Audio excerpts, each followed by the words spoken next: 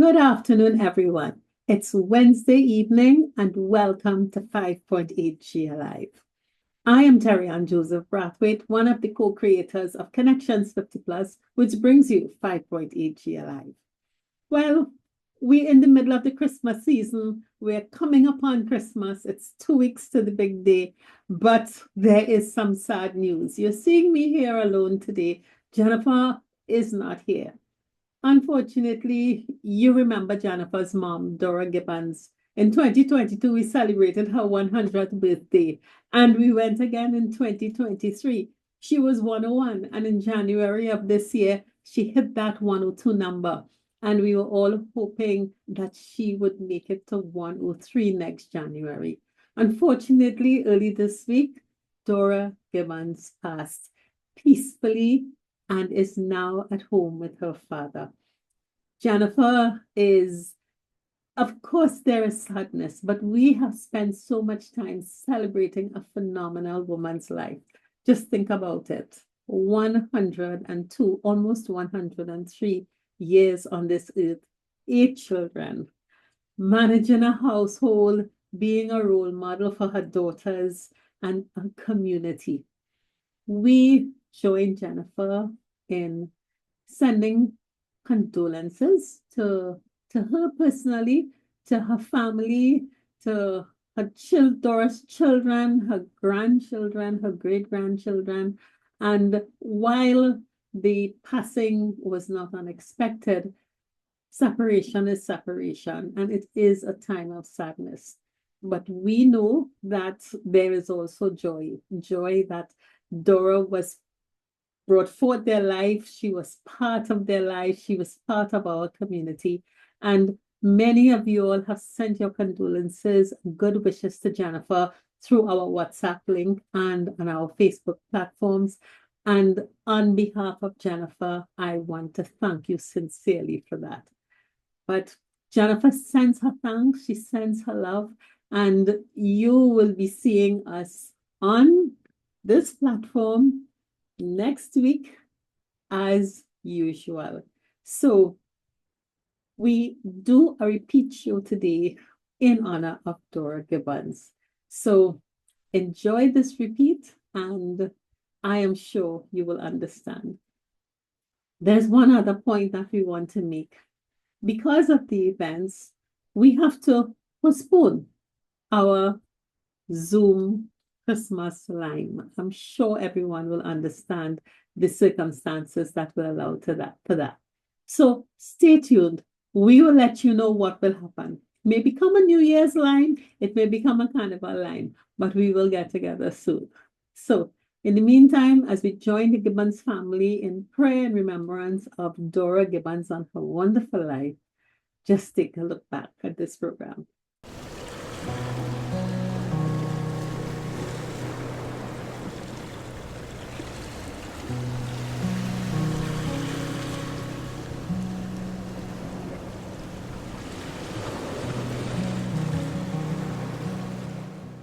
Come and get started on a new mission, a new direction, a new intention.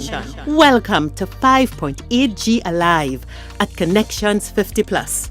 I am Terri-Ann Joseph Brathwaite. And I am Jennifer Gibbons Joseph, catering to all your prospects in the third act of life. Economic well-being, social gratification, personal fulfillment.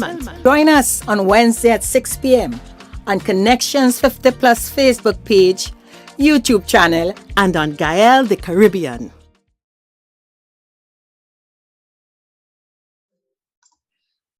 Good afternoon and welcome everyone.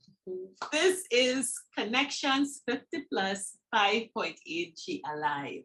It is Wednesday, 26th of January, and I am Terri-Ann Joseph Brathwaite, one of the co-creators of Connections 50 Plus.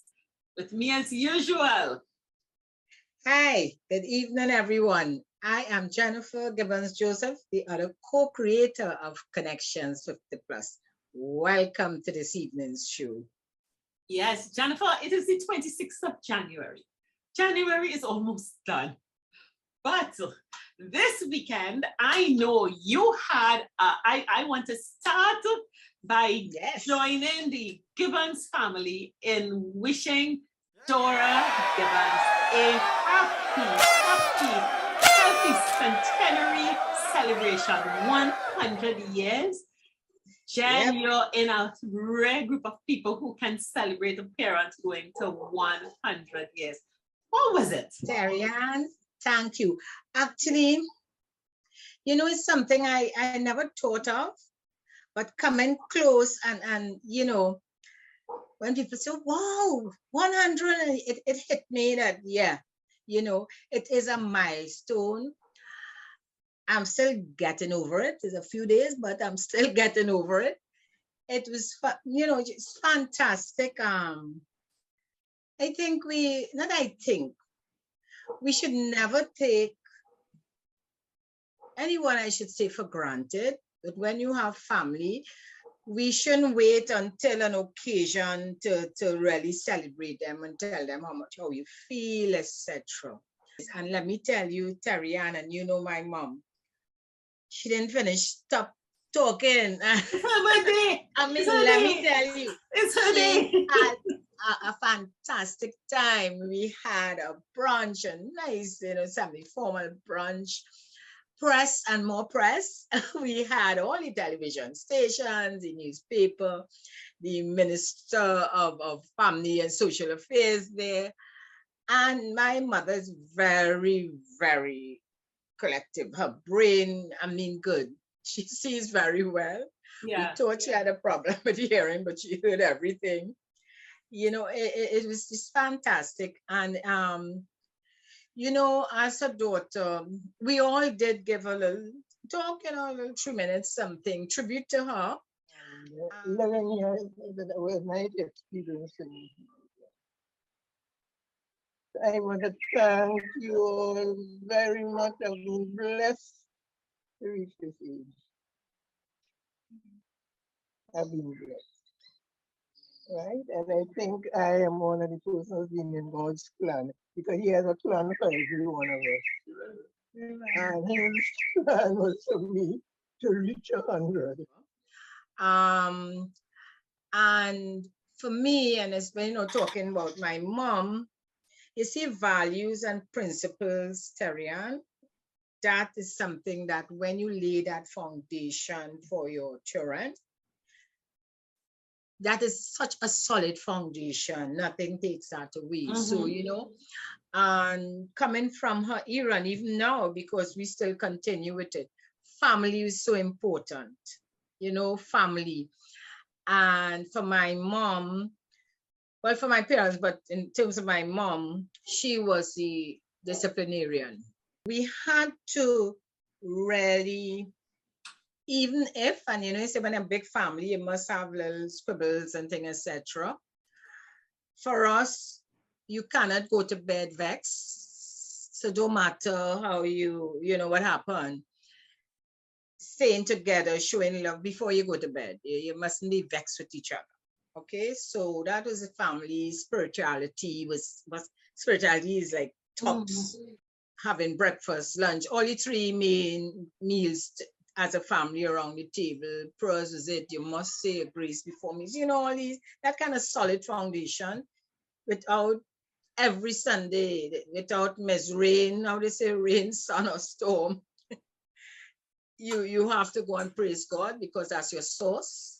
In terms of the education, wow, education is key. Everybody, you know, you are capable. So we are taught that you can do anything you want to without any fuss, without telling you what you have to, what you have to become, but knowing that you must have ambition. Yeah. In the early days, they were very big on deportment. So because I came from a family of a lot of girls, my mother was very big on deportment. And deportment for us is, you must always be well dressed. We cannot leave home looking shabby. So when she's taken out, we always, every man jack have to be well dressed. She sewed too, Terri-Ann. So she sewed our clothes, so we all well dressed. And our thing was, you have to walk with your back straight, your head high. So very proud. Yeah. So be confident. So that's where that kind of, you build confidence with who you are, loving yourself. Don't let no. When you lay that foundation, at my age now, it's never left me. And of course, I passed it on to my children. So that type of legacy is what my mother, I mean, she going very strong. So I'm not talking like if she going anywhere soon. But has laid that solid foundation. And if you speak to her, Terri-Ann, it's still there. She spoke about how, living to age 100 and about, being close to her God. And that wasn't just talk. And let me say one other thing. You see, being charitable, Terri-Ann, it has nothing to do with money. It's not about giving a donation about $1,000 or so. No, it's giving of your time to help others, being kind to others and not judging. And that again stayed with me. That is so, it's natural for me to help someone in need. Understanding it's not just about money, but you could help them in different ways. We never felt we too poor to give because it wasn't about money. It's about time, your skill, and showing that you care. Time, talent, and treasure. And treasure is not always in the bank. So my mother, Terri-Ann, talk about happy. Such a grateful person. Gratitude is her thing too. So it's all about, beautiful people. Her neighbors celebrated her in a big way. So I will put the banner for you all to see. It was a whole day of celebration. The day before her birthday, the day on her birthday, and continue. And let me give you just one joke before we close on mommy. So there's a banner on the street and against the wall in the house, and a lot of decorations. And this guy passing in a van stop and say, "Oh, it's here the lady lives. I just saw it on television." He said he lives in a Vale, right? He said, "I heard they call the name of the street." And he said, "I thought I must pass and look and see if I see her outside to wave." I found that was so beautiful, when I told her that it just made her feel good. Yeah. So it's great to celebrate all birthday. Well, I love a celebration of a birthday, but you could just imagine 100 it hit me. And the grants only saying 100. That is Jennifer, one of the things that I think is best about having a centenarian, and especially one who is still cognitive, because you can have centenarians and they're nowhere present, is the wisdom of having lived through from 1922 to 2022, the eras that she was, so she would have, you have memories of when you were a teenager, when you were 12 and so on. So that's 34. That's just the period before the wars, and what has happened in Trinidad through all our booms and falls, the discovery of oil, the development and the unions, the development of housing from being a poor place to, and just to be able to sit at her feet and talk and listen. I think it is such a tremendous treasure for your family and the young people there. And very often we have these troves in our midst, and they say prophets aren't really recognized at home, or those things. And I really do pray and bless your family and pray that all, especially the younger ones, would recognize the great treasure that is in their great grandma or great grandma, depending on how, because you'd have greats and greats inside of there, that they will understand. You take a 2022 problem to a 100-year-old person who can relate to so many time periods. The kind of feedback and advice you get, you can't buy that anywhere. So definitely, I really do. I join you in celebrating your mom, and I really wish her. Let's go to 105 and keep it going. She definitely looks like she can do that. So that was excellent, you know. And Jennifer, so today we are continuing the journey. You know, it's so amazing how everything interacts, because last week we talked with Alison about you caved in, and we decided to have conversations about with people who are adapting, you know. And I am thinking, I come back again to your mom, Jennifer, that man, she lived through so many opportunities to be in cave. And I'm telling you, in her speech, and she had several speeches, of course, one, and she spoke about setting goals, you know, setting goals and how important it is to have your goals in front of you. You know, don't lose sight of your goals. Yes. And I mean, some of us think the sky is falling and the pandemic is over, and we totally, I mean, go sit with Dora and hear about catch tail and strike. You understand?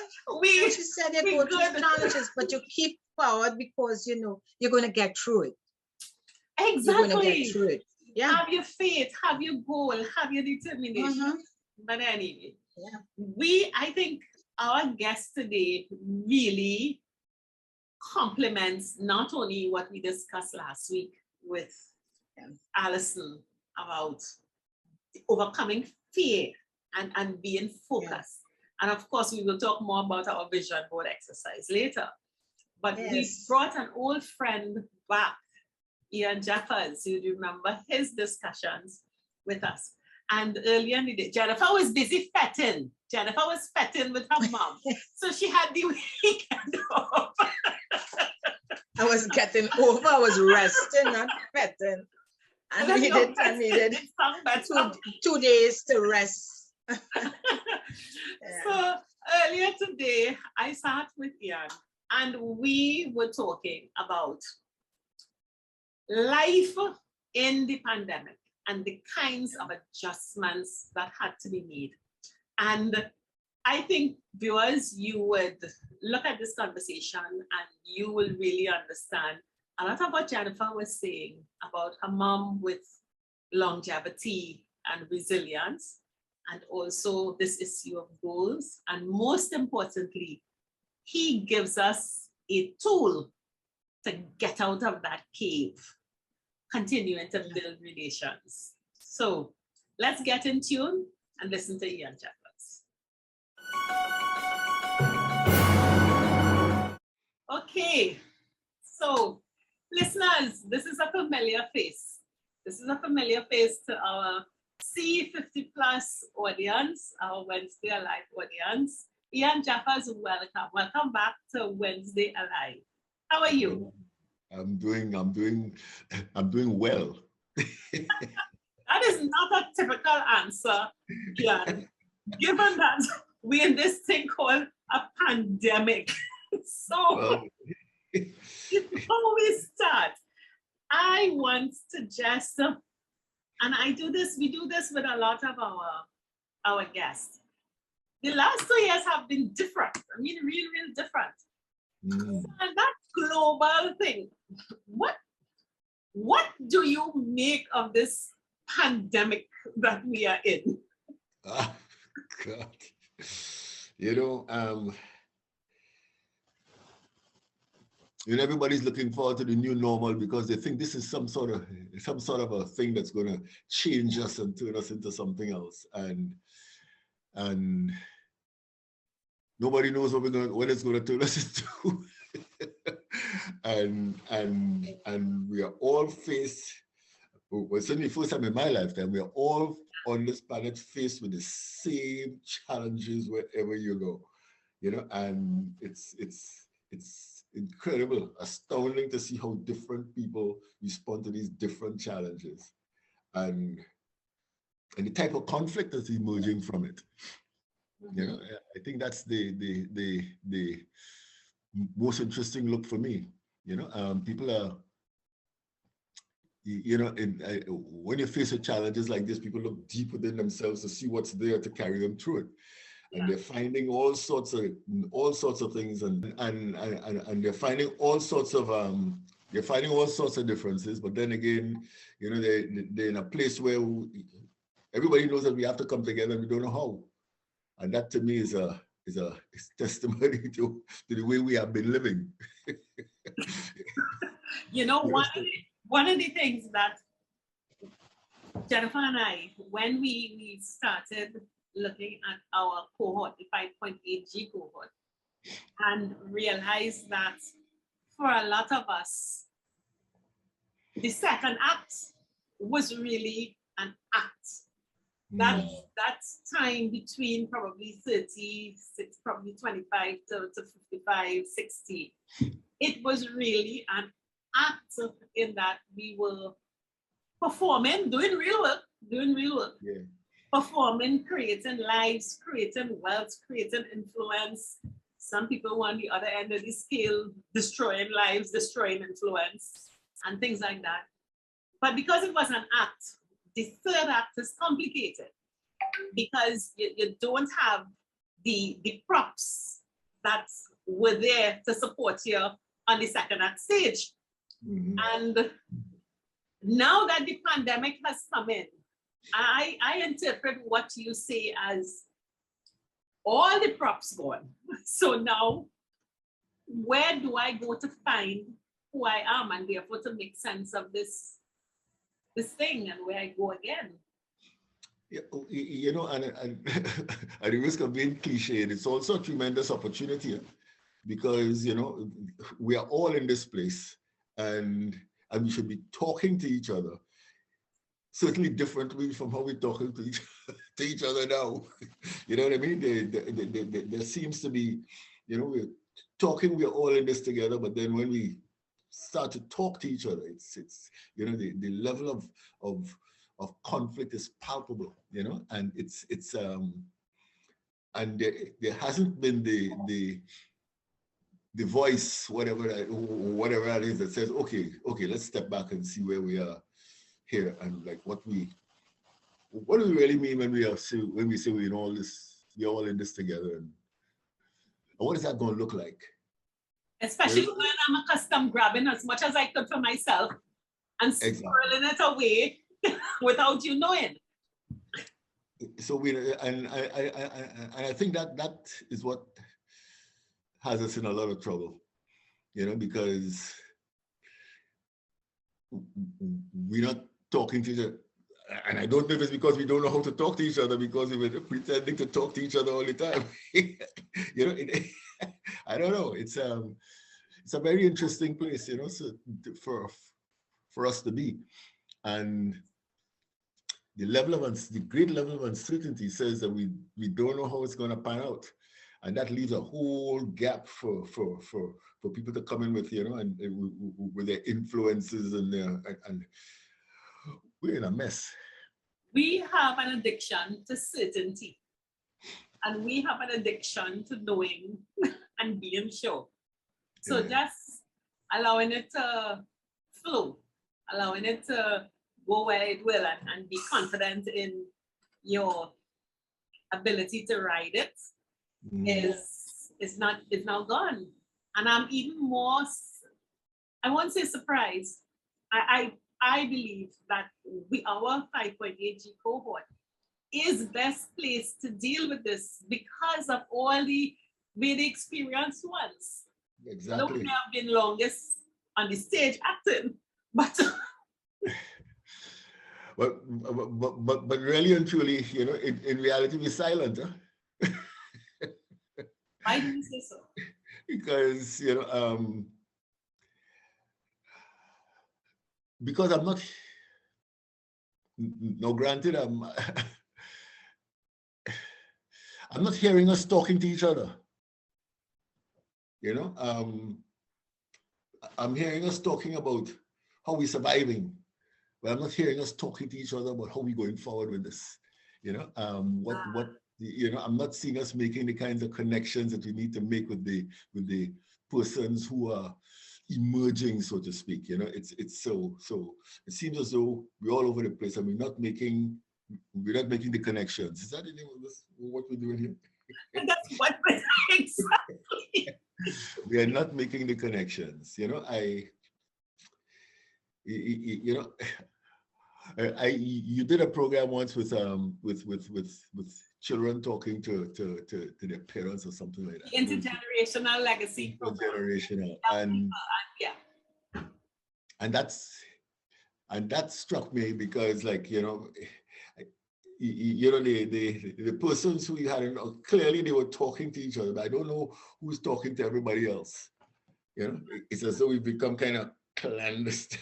You know, when we should be opening up, we are talking opening up, but we're really sort of getting deeper within our own spaces. You know what I mean? So, and that adds to the level of uncertainty because you don't know what you're dealing with, you know, and people are being more cautious almost, you know. It's like, and then you add the uncertainty, we're in a mess.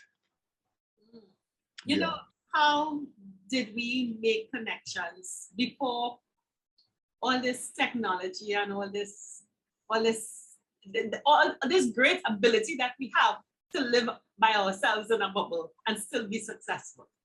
This great ability because of technology, ambition, whatever it is. And long ago, and I it's not too long, I'm 60, and you grew up with your work life and a non-work life. And the non-work life contained many clubs and groups, a sewing club, a choir, a craft club, some kind of community group, whether many of them would have been based around churches. Some would have been community-based. The community center, you had classes, you had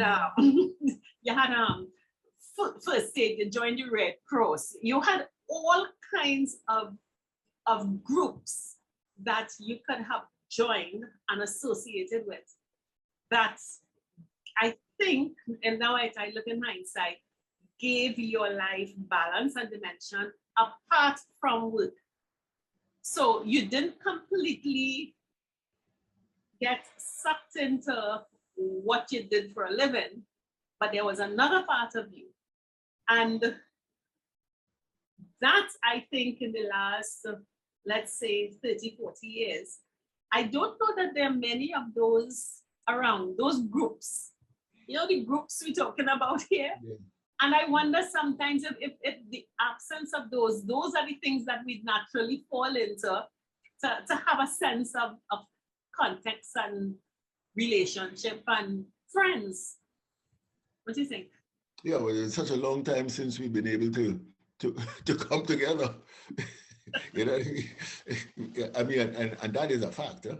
I mean, that is a serious factor. We haven't been, because the things you're talking about is that, like, you walk down the street and you see people and you say hi, and you spend a lot of time and you do whatever like that. I mean, do you have it? Will you pass it on to me? So that was, you know, like, people have locked off. You know what I mean? I remember trying to get my children to join a music class, karate, and they kind of pushed back. Yes.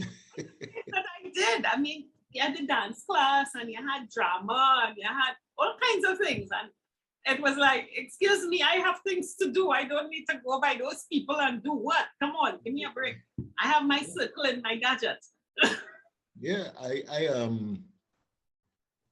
you know, and in the places that you read about that seems to be doing well during this COVID period, you know, it's, you know, all of these societies have been directed by some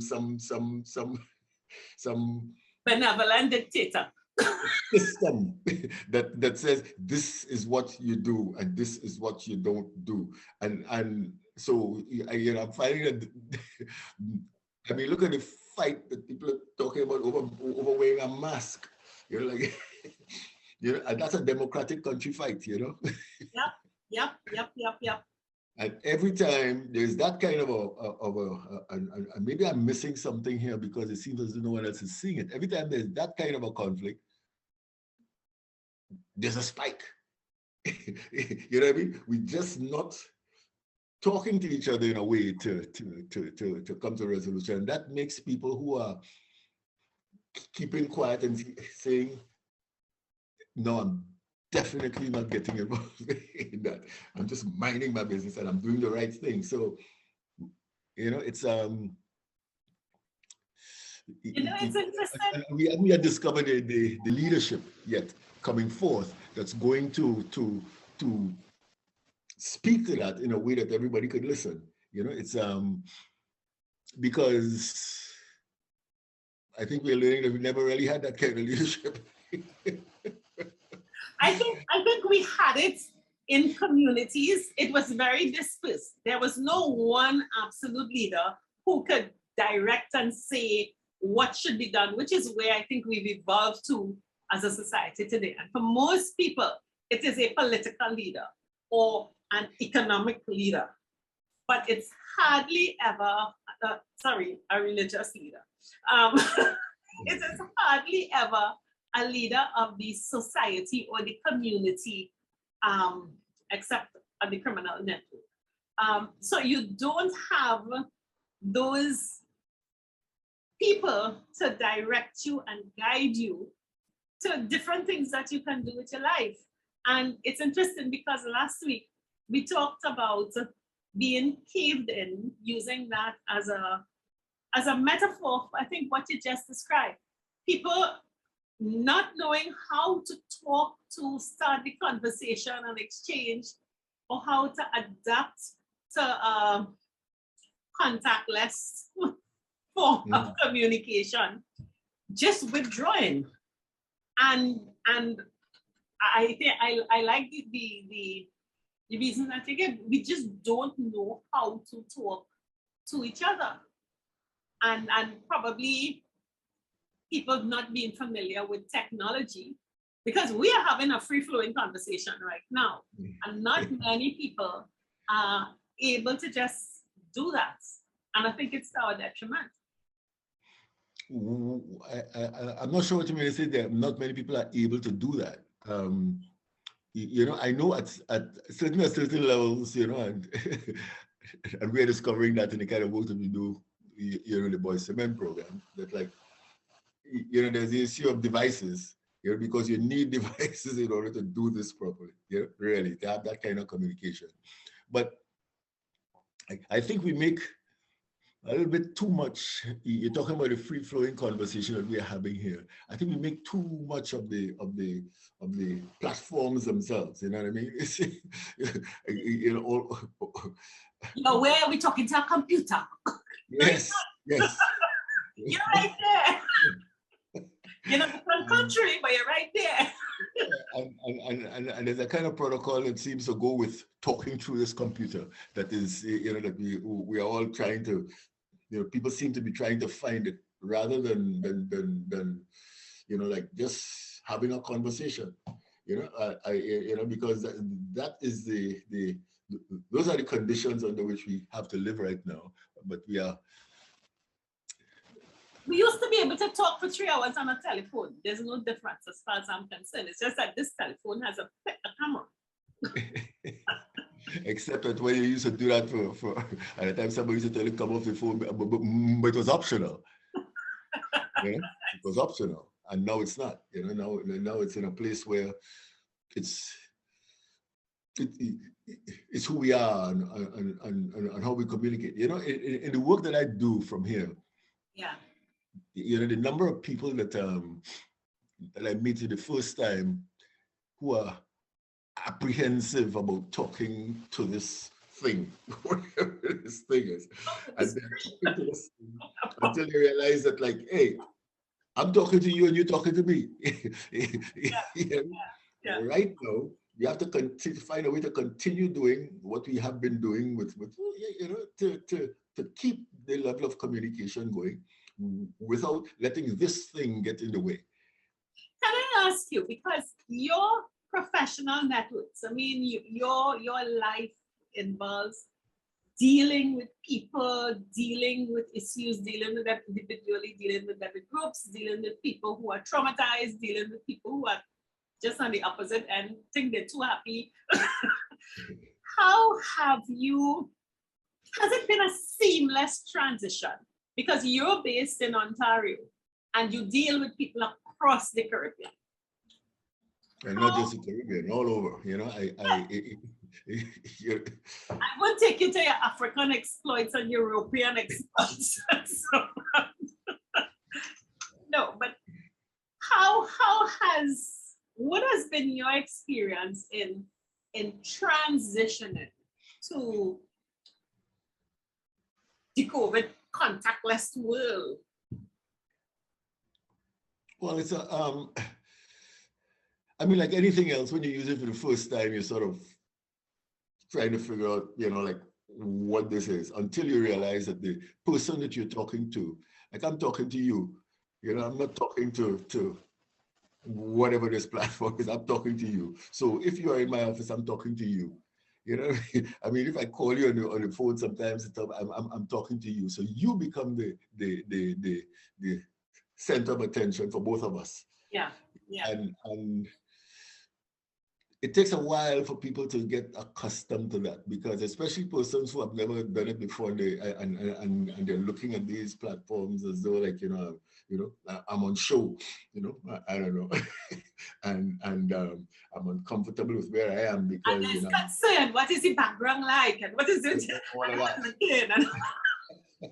Yeah, well, you see my background.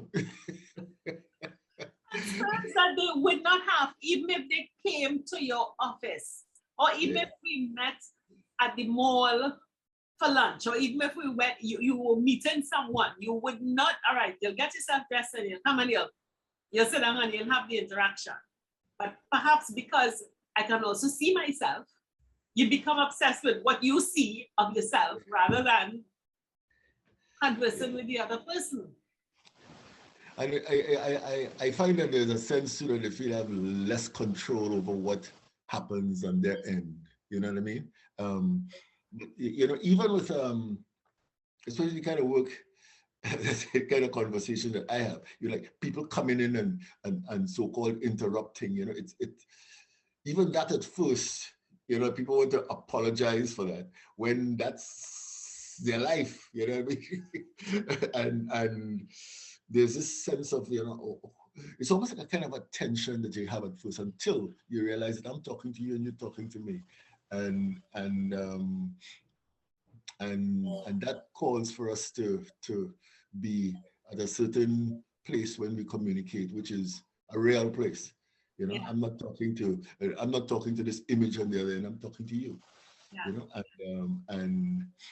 And I'm not pretending to do that. I'm not conscious of doing that. I'm just doing that, So it's a natural conversation that we're having, and the same kinds of things you talk about in the office. If you feel a little uncomfortable with something here, it doesn't mean it's because of the device that you're feeling uncomfortable. You feel uncomfortable with it anyway. We had to spend. I'm speaking like that now, but like it took me about 3 months before I realized that, like, okay, I'm gonna have to do this, because I was always waiting to say, because it's borders opening next week,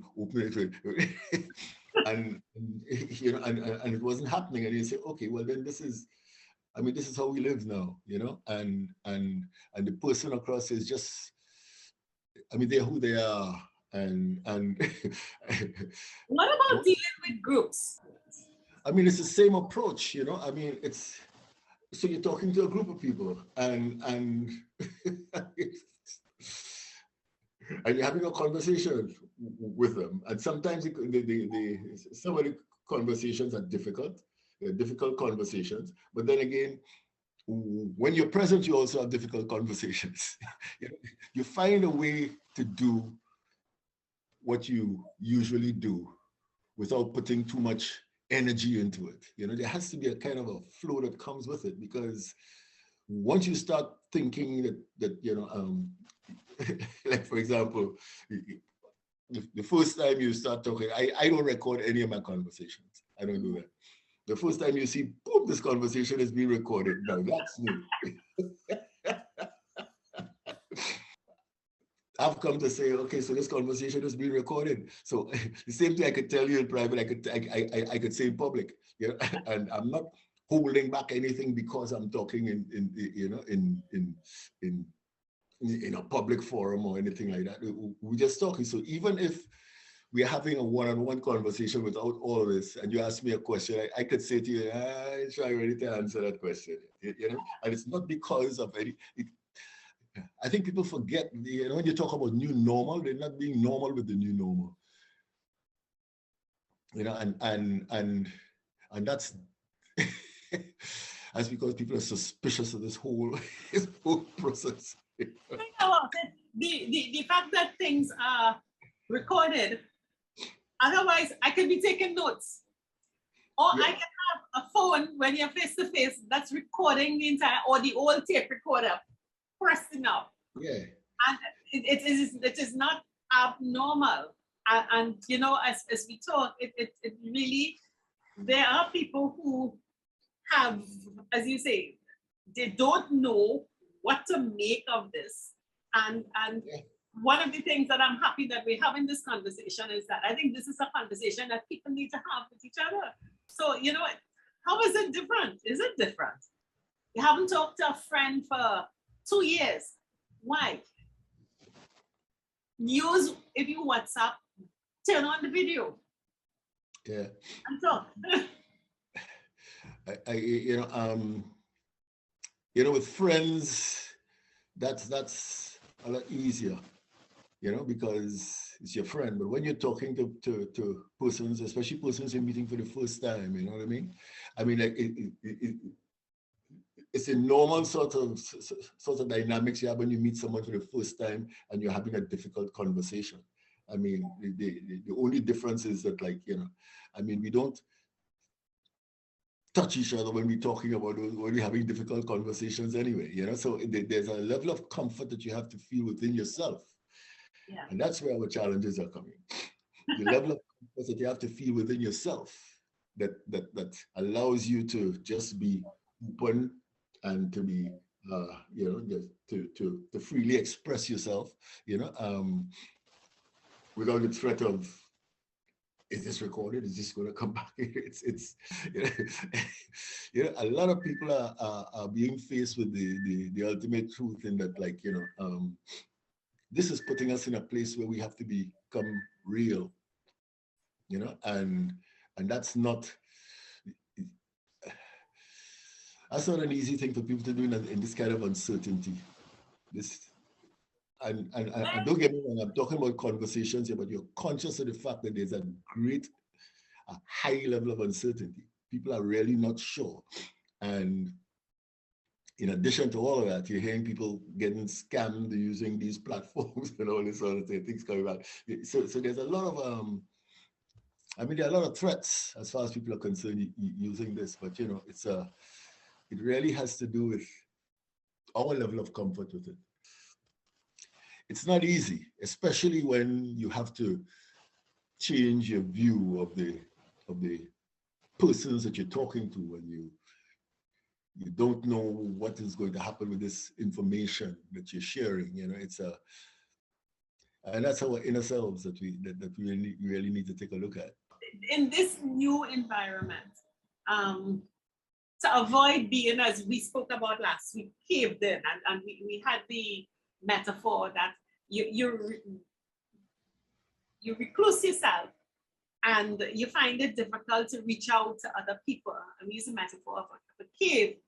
And we mentioned to people that, when you roll a stone across a cave, you become a tomb. If you're on the wrong side of that stone, an archaeologist will find you in the future and use your little drawings on the wall to try and figure out what was going on with you or what was. And I love your use of the term, to avoid, to be able to communicate. Let's not avoid anything. To be able to communicate in this new time, to know what is the path forward and where you have to go. You first have to be real. And I wonder if we know what real is. A lot of the things that we have been avoiding dealing with, within ourselves. Like? when you, well,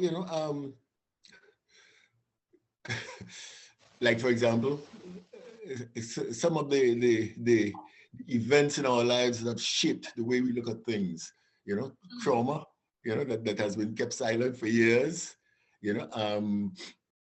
situations that have been always made me uncomfortable, deep-rooted social family issues, that remain unresolved, that have shaped how we look at people and how we look at ourselves. The thing about thinking that you're getting safe, when, as you put it, your role is stored, when the role is stored and it becomes the tool. We think that when you're thinking that's making you safe, it's not actually, because you go deeper into yourself, and there's no, you're almost left to your own devices to deal with it. And you haven't been able to deal with it over the years anyway. So what happens is it becomes more intense. So when you do have to interact, you're bringing not the same approach that you had before, but now you're even more acutely aware or more conscious of how this thing impacts you. So when you think you're being safe in being locked off, you're actually intensifying a lot of the issues that you haven't resolved. So when you do, and you can't stay locked off forever. So when you do come back out, there's, you bring that level of uncertainty that you had before, but it comes forward in a more profound way.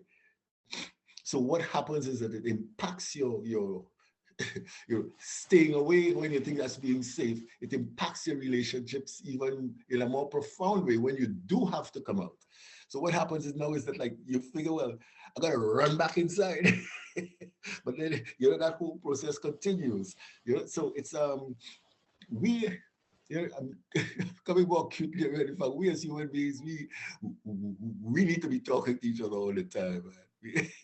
We really do.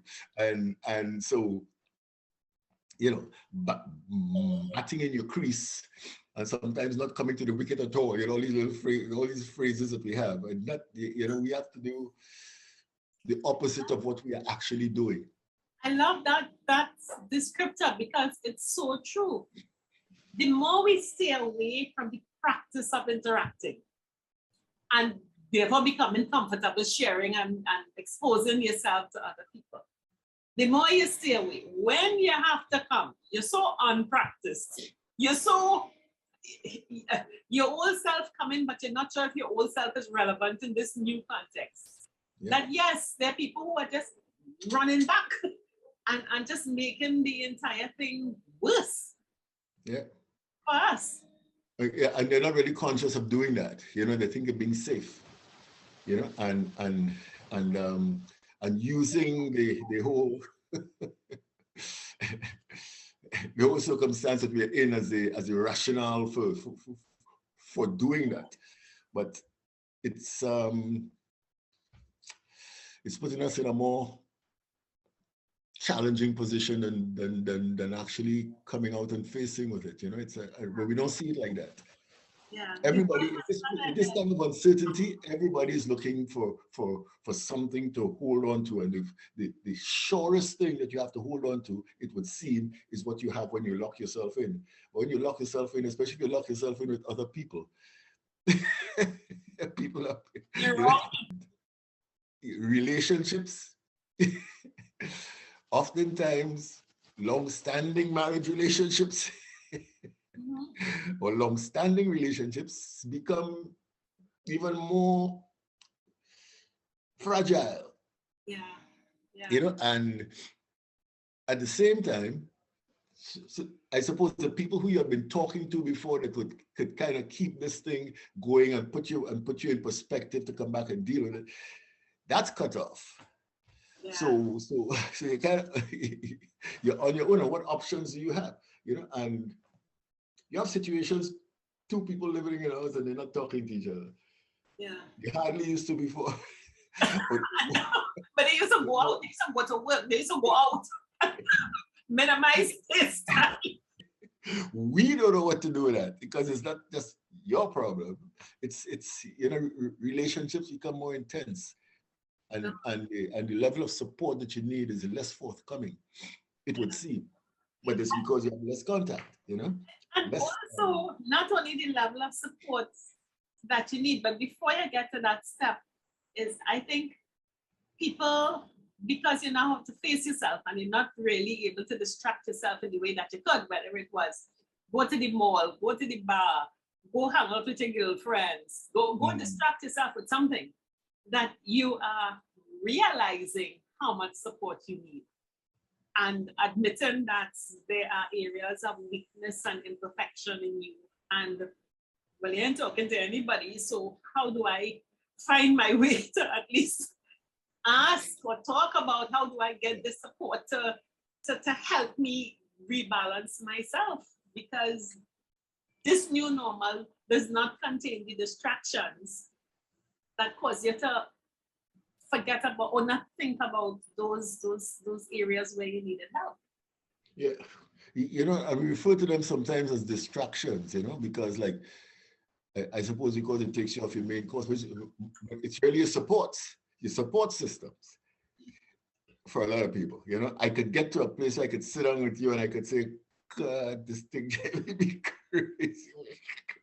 You know, and I'm not able to do that as freely as I could have before. Because whereas before we could have a long talk into maybe into the morning, I'd be home by a certain time. It's a lot of internal stuff that we have to deal with, you know, the source of all of that. And so we are doing the opposite of what we really need to do in order to put ourselves in a better place. Which is the opposite is the withdrawing. That's right. We have to force ourselves out. We have to come out of, do not entomb yourself and just start. Yeah.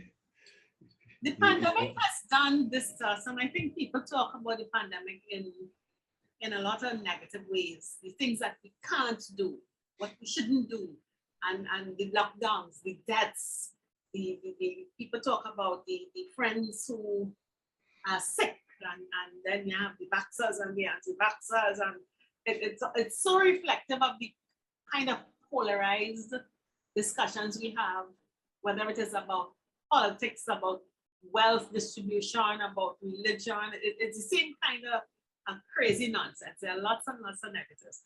But are you seeing good things coming out of this pandemic these last 2 years? Yeah, lots of good things. You know, I think everybody reaches a point where, I'm seeing that's one of the good things. The good things is when people reach a point when they say, what's happening here? Really? you know, because, you know,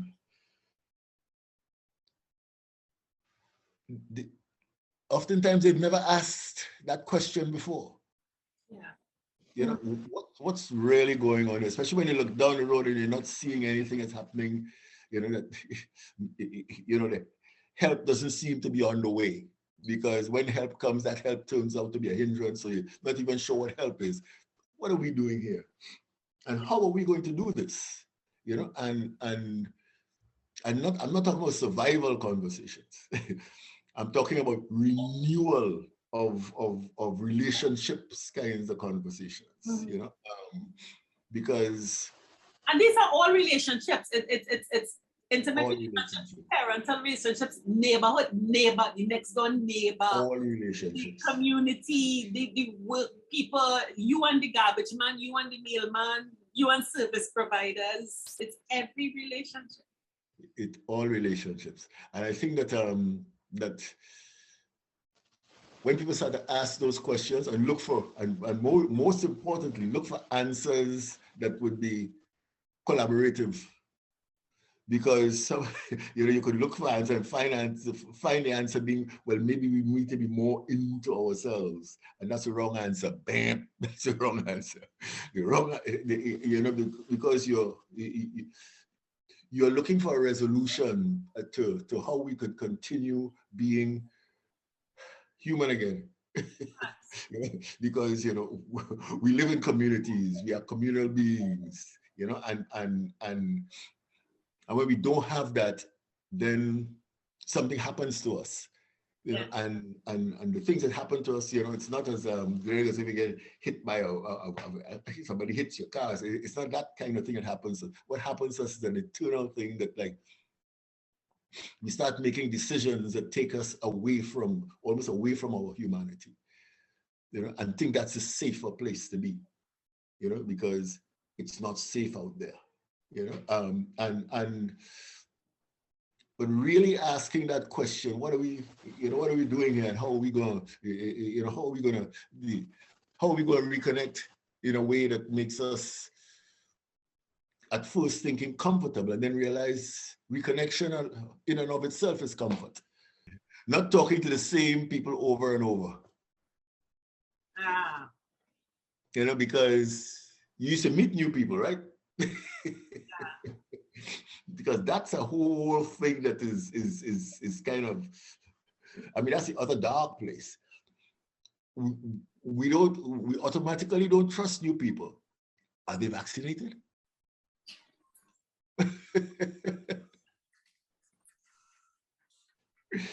Stay away from me. So I don't know. And that's very real, you know. So how we look at that is important as is even more important than just looking at it, because you could look at it and come to the same conclusion or intensify your conclusion, you know, that like we need to stay away. But looking at it means like, how do we get to being who we instinctively are? Yeah. You know, social creatures. You know, where it's unusual to be not a social person. Now it's a norm to be not a social person, or keep your circles close. You know, I'll tell you something. So and we don't see that as isolation. We see that as support. Yeah. That prolonged behavior becomes isolation, and every single dysfunction that comes with being totally isolated comes to the fore. And when you add that to some of the stuff that we haven't treated with, we're in a bit of trouble, which is where we are now. You know, nobody tells anybody about anything. We're finding our way out of it. We're finding our way, and that's what we need to do. But it's a consciousness we got to take into that, you know. The consciousness is we are finding our way out of it. But I'm not sure that consciousness is prevalent. And I think the main tool to get out of it is the tool of the conversation. Yeah. You just have to start talking. I mean, I don't want us to kind of undermine the challenge or underestimate the challenge that we're faced with this pandemic, the reality of it. But, you know, as far as I'm concerned, the conversation that we're having now is like, how do you keep yourself growing during this time? You know, rather than locking down and saying, well, I'm going to wait until this thing is finished before I even consider growth. You know what I mean? And having to find creative ways of doing that. Yeah. Having to find creative ways, you know, because we talk about the natural things that we had before, the natural supports that we had before. Well, the fact is, the circumstances have changed, so we have to find creative ways to keep those natural supports going. And it's not just sort of, well, I shouldn't say not just, it's more than just, you know, like ever so often checking in. And a casual. Yeah. You know, there are times when people, you know, so it's and we haven't discovered that yet. And I think that's waiting to be discovered. We got to put all the energy in doing it. Yeah. You know, and the being real has to do with like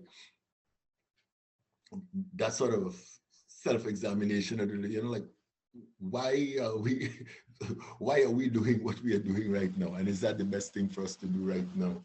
Not just saying, yes, it is because this pandemic is upon us, but going a little deeper than that and maintaining and establishing our relationships so we could continue to live as a society and not just wait it out. And this has been delightful.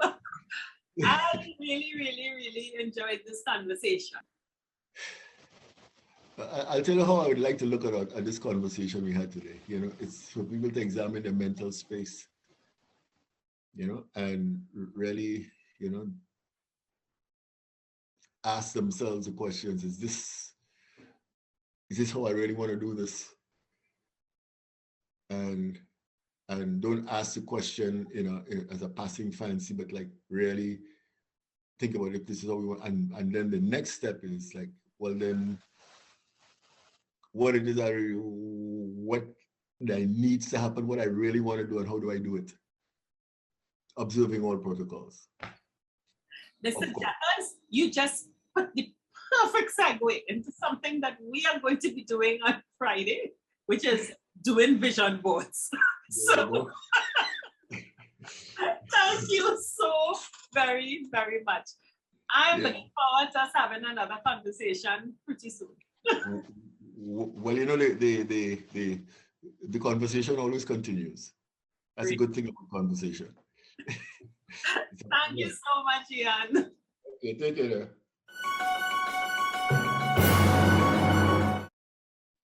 Terri-Ann, you know what? I love a deep thinker, if I may say so. About Ian, you go into depth, and not all the time you want someone to go to say what you want them to say to be comfortable. Let me say that. I love the idea, or not the idea, but that's the truth, facing the truth. It's not it's a fact. Yeah, it's a fact. If you really look back, especially on that second stage, when you come off that second stage and you want to be real, you're really being honest with yourself, Terri-Ann. But it could be a bit frightening.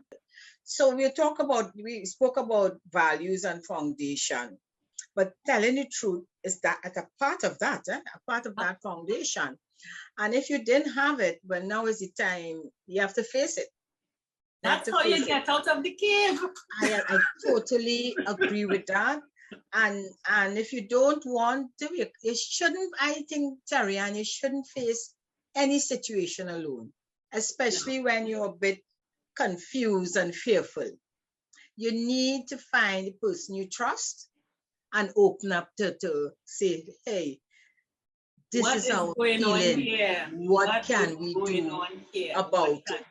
Yeah, we need to understand that and be honest, where you want to go, what you really want. And I know, Terri-Ann, I live by that. I'm very, this is it. As I said, that's the foundation. Be honest with yourself.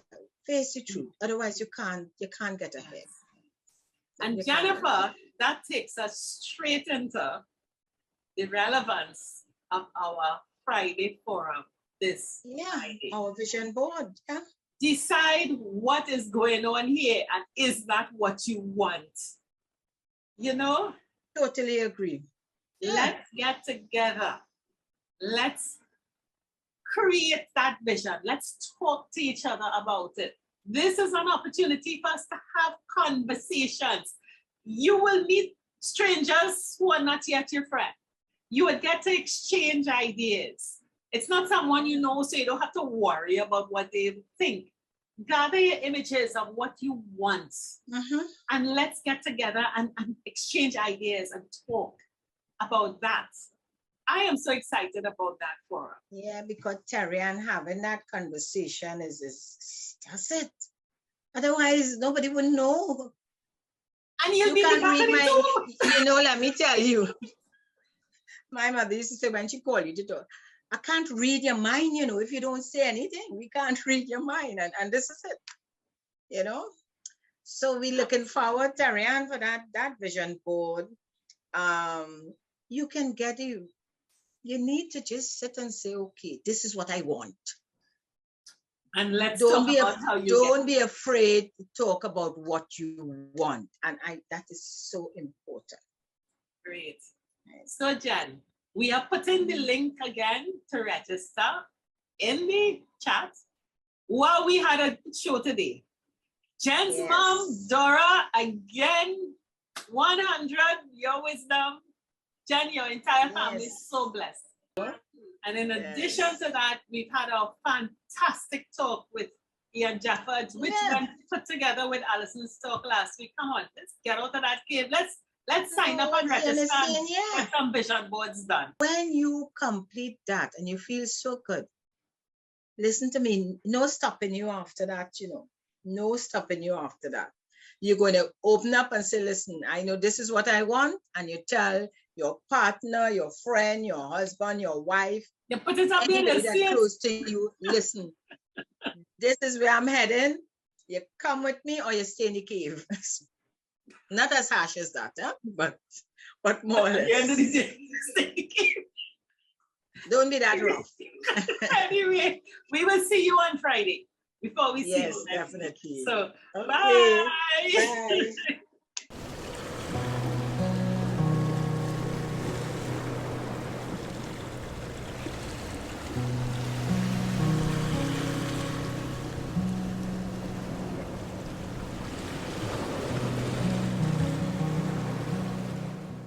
Plus Tribe and follow us from Trinidad and Tobago and the Caribbean.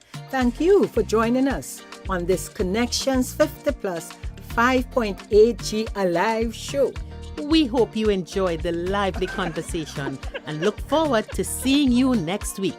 Don't forget to like our Facebook page and subscribe to our YouTube channel. We really love getting your feedback. Bye for now.